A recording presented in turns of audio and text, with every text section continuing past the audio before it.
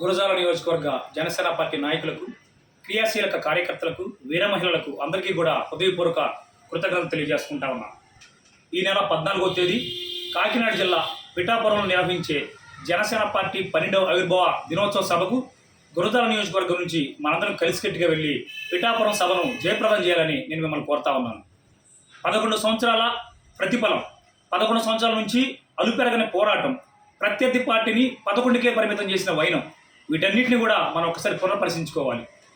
ఏదైతే 14వ తారీఖు పవన్ కళ్యాణ్ గారు చెప్పబోయే అంశాలను తూచా తప్పకుండా మన గురజాల నియోజకవర్గంలో అందరూ నాయకులను సమన్వయం చేసుకుంటూ వాటిని పాటిస్తూ గురజాల నియోజకవర్గంలో జనసేన పార్టీని మరింత బలోపేతం చేస్తూ కూటమి ఐక్యతను చాటి చెప్పేలా గౌరవ శాసనసభ్యులు ఎర్రపతినేని శ్రీనివాసరావు గారితో కలిసి నియోజకవర్గ అభివృద్ధిని చేస్తూ రానున్న రోజుల్లో మనందరం కూడా పార్టీని మరింత బలోపేతం చేయాలని మిమ్మల్ని అందరం కూడా హృదయపూర్వకంగా వేడుకుంటా ఉన్నాను.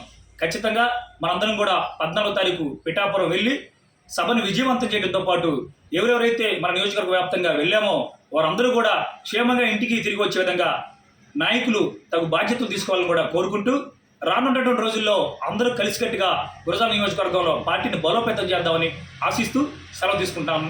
జై హింద్.